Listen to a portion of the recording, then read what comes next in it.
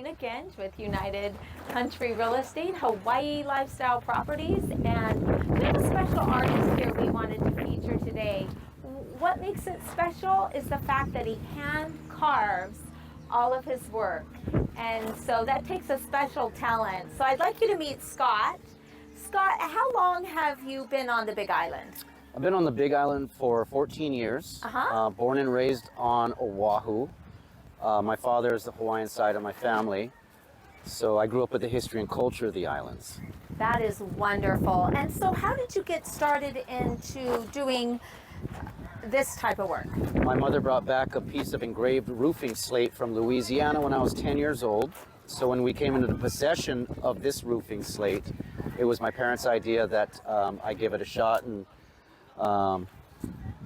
just have fun with it and see what I could do. Oh, well, I certainly see that you're doing great work. Can you tell us a little bit about where the slate comes from, and then also the wood that you're using in the display? Yeah, the stone was quarried in Binghamton, New York in the late 1800s. It was transported to Honolulu in 1927, and for 60 years it was on the roof of the old Kailua-Kona church downtown Honolulu. Oh, wow. They had to re-roof it in 1992, and we were able to work with the contractor and the administration and do the salvage. Founded in 1820, built in 1842, walls and steeple are made out of 14,000 blocks of coral. It's where all the kings and queens worshipped, and the grounds house the royal mausoleum for King Kamehameha III. Very special place. Very, very special, yes. And so what started off as just a simple project to keep me busy while I had a broken leg has actually evolved into what you see now. Oh, well, it's certainly amazing. And so can you tell me a little bit about what this is? These are old silkscreen t-shirt frames. David Hayes' family business. They did the majority of screen printings throughout the state for 60 years. They retired, and I called them up, saw the posting, they said nobody wants them. Hundreds of them, they're all going to the dump.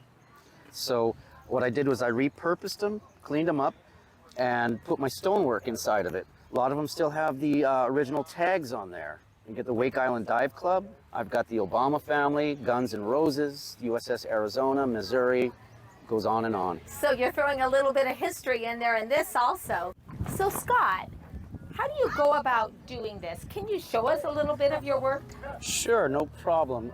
What I basically do is I use an engraver and I score the image first. What I do is I pencil it in, and then I'll score it with an engraver, and then I'll take my chisel and my mallet, which is custom made for me. It's definitely seen some action in the last 20 years. It certainly has. And what I do is I start at a central focal point and work my way out, almost as if with the star.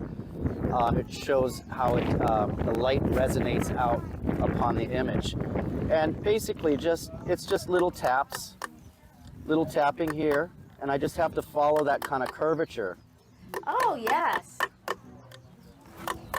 So you can see it does take a while. Yeah. Yes. So it just goes back and forth, different levels.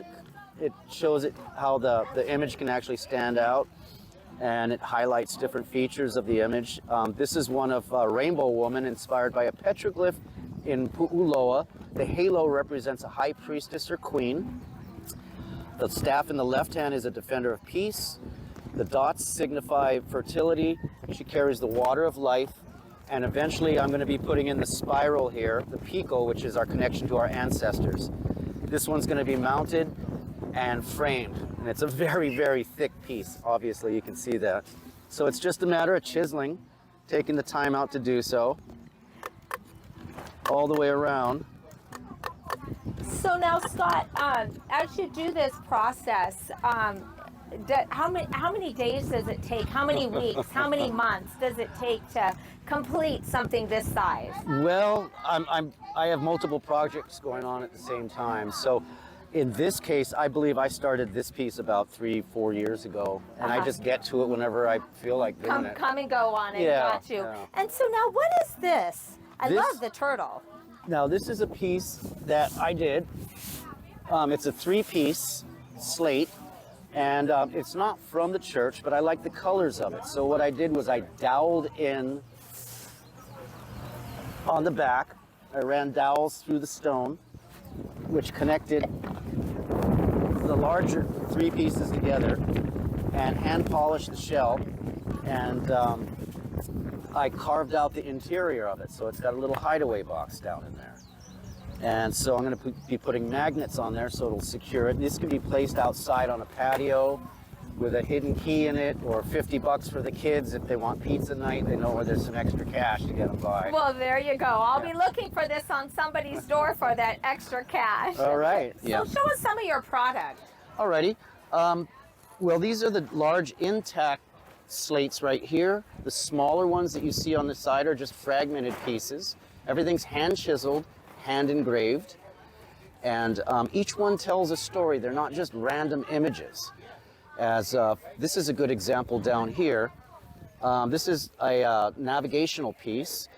The Tahitians, Polynesians saw the Southern Cross in the shape of a fishhook, and they used that as a celestial navigational chart to triangulate with other star patterns that travel thousands of miles throughout Polynesia.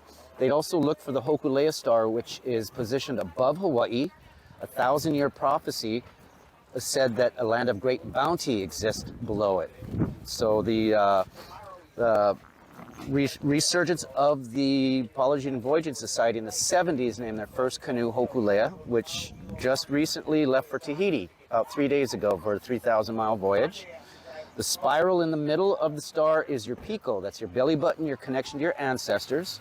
Oftentimes the Polynesians would follow the migratory paths of the humpback whales. They would lead them to different archipelagos. Now, of course, the Big Island, and down here at the point with the burial sites, carbon dated about 200 AD, was one of the first arrivals known by the Marquesans to Hawaii Island. So a lot going on. Everything tells a story here. Wow, that's really beautiful. I love that it tells a story and it means so much. Well, we certainly appreciate seeing your artwork. And hey, people, this is pretty amazing, all the original artwork here. So if you want to get a hold of Scott, we're going to post his phone number at the end, and you'll be able to text him or call him.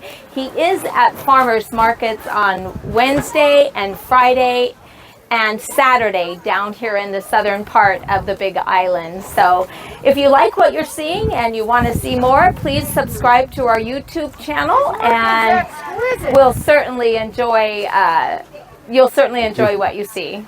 Mahalo. Take care. Aloha.